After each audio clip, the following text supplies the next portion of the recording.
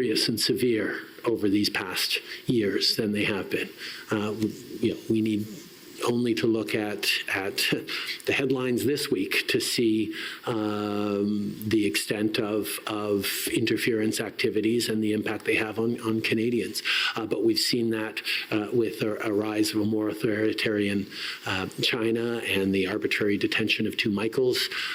We've seen that through the complete rejection of the UN Charter and the rules-based order by Ukraine's being invaded by an authoritarian Russia. The world is more uncertain and less safe than it ever has been, and the answer that Canada needs to give is to double down on the rule of law and on the international rules-based order that protects us all. We cannot allow might to become right once again in the world. I mean, we have the multilateral rules-based order as a protection against that, and the fact that Russia in particular has chosen to upend that, along with other countries, is something that Canada must stand unequivocally and strongly against, because it protects us, but it also protects countries around the world. Well, as you say, the headlines this week also reflect that, and we'll come back to those as well. Before we break, I do want to talk about or begin the discussion on the development of the government's response to foreign interference in the face of all of this or earlier. And I'll start with talking about the HAS-MC, so the Memorandum Cabinet on Hostile Activities to State Actors. And I'll ask the court registrar to pull up here COM Sum 4, which is a summary of that MC.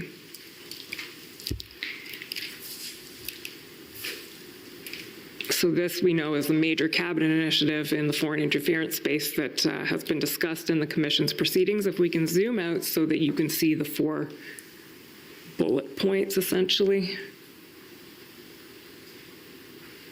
Next page, there we go. 1, 2, 3, 4.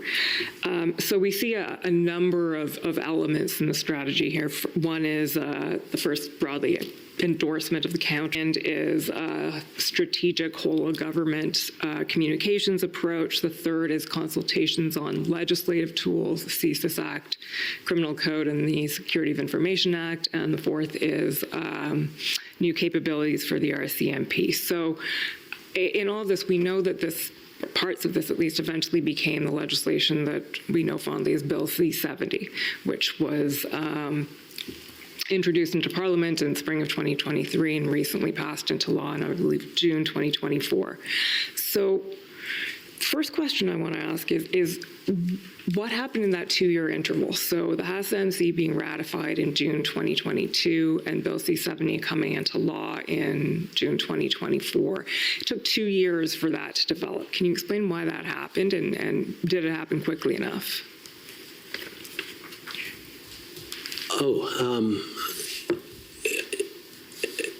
Sorry, it absolutely happened in the time it needed to happen.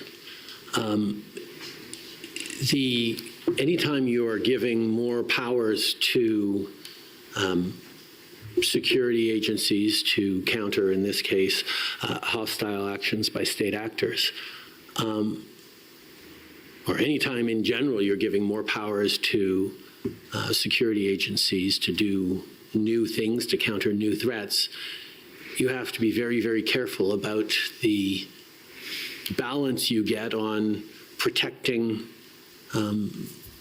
citizens' rights, protecting diaspora communities that could be affected, by protecting marginalized groups that have historical and systemic reasons to be worried about authorities having more powers to enforce, to police, to investigate on them. It is not a small thing to grant new powers to counter new threats to intelligence agencies, and that's why in the process of C-70. There were multiple visits to cabinet over subsequent years.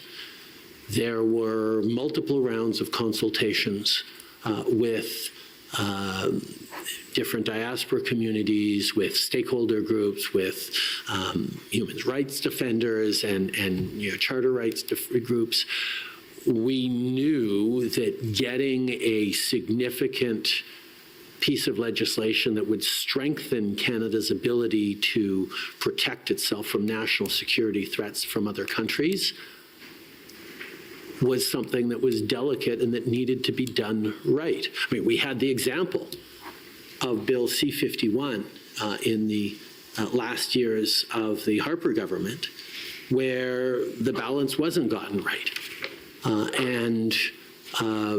We committed in that election that we would repair the balance on that, and we did rapidly after getting elected, and strengthened the balance to make sure that we were, even as we were granting new powers to intelligence agencies that were relevant and needed, the protections of fundamental rights of Canadians, and particularly of vulnerable groups, were strengthened in our measures that we took in the first years in office. So we had direct experience that getting this balance right is really important. As people may remember from the 2015 election, the NDP leader, Thomas Mulcair, made it a huge point of contention for him that the violation of charter rights within Bill C-51 were fundamentally so egregious that it was terrible, not just that Stephen Harper put those forward, but that myself and the Liberal Party would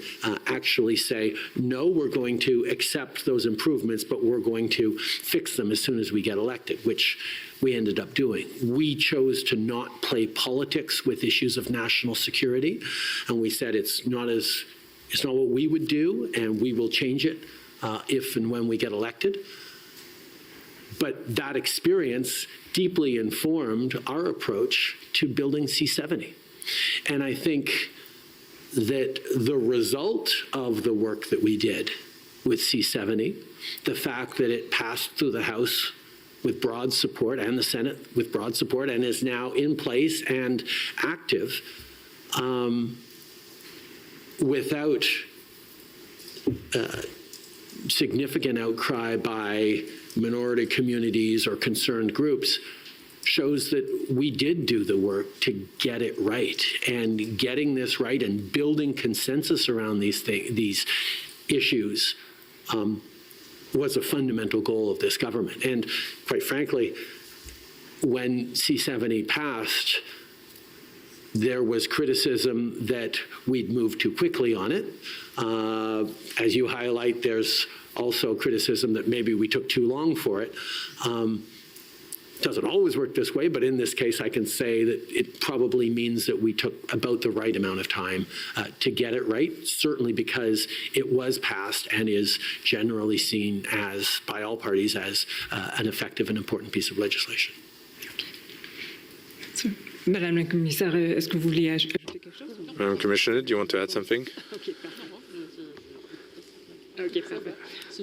No, I'm okay, just listening. If you have any more questions before the break, that's okay. Prime Minister, the second question I want to ask on that is it enough? One of the Bill C-70, obviously countering foreign interference, countering hostile activities of straight actors is an even broader term, but one of the criticisms we've heard is that the government has not done enough in this space and has not done enough to counter what is now a recognized threat. How would you respond to that? Well, I think, first of all, I mean, I'd heard that criticism as well, or the frame that, well, since you had to, do C-70, obviously there was a mistake in the powers that CSIS or intelligence agencies didn't have before. You're correcting a mistake or an error or a shortcoming that existed before you corrected it. And I think that's the wrong way of looking at it. I think we're in a situation where the threats are constantly evolving, whether it's newer technologies, the advent of AI, the shifting and pervasive impact of social media in how people collect their news and understand the world around them, and the vulnerability to foreign interference and misinformation and disinformation that comes through that vector that wasn't the case even 10 years ago. The shifting geopolitics, where you have more assertive authoritarianisms, countries like Russia willing to invade a neighbor on the flimsiest of justifications, means that the world is changing in very real and dangerous ways that require us to step up. And at no point would I say that C-70 is enough and we can now sit back and coast on this for the next few decades because there will be no need to adjust and add more. That would simply be irresponsible. There is always going to be more work to do on ensuring that our agencies have the necessary tools to keep Canadians safe, while at the same time protecting the freedoms and rights of everyone in this country. And that is the constant, rigorous, responsible work that a government needs to do, to constantly be questioning, well, what more can we do to keep Canadians safe given these new threats, given these new challenges? How is the best way to do it while upholding the democratic and fundamental values and freedoms that is important to Canada? That's a constant debate in which not just the government, but stakeholders, communities, and even opposition parties and all parliamentarians have an essential role to play in.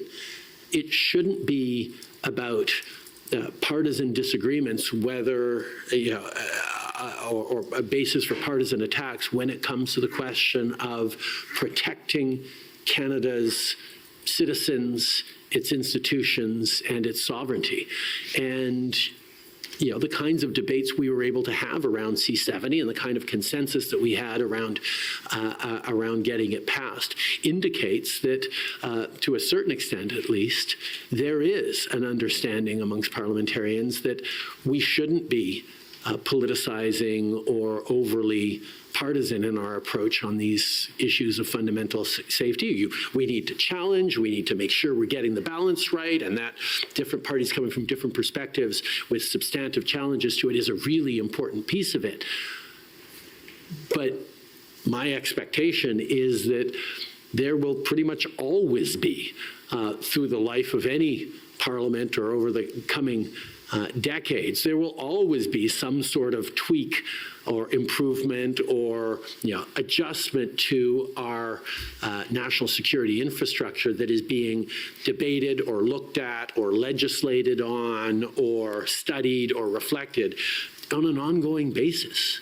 Keeping Canadians safe is not a one-day job. It's a constant, regularly updated, foundational priority for every government every single day. And it'll come together in certain pieces of legislation. But there's always going to be more to do, and that is the work that government continues to do. C'est peut-être un bon moment pour This might be a good time for the break. Okay, so we'll take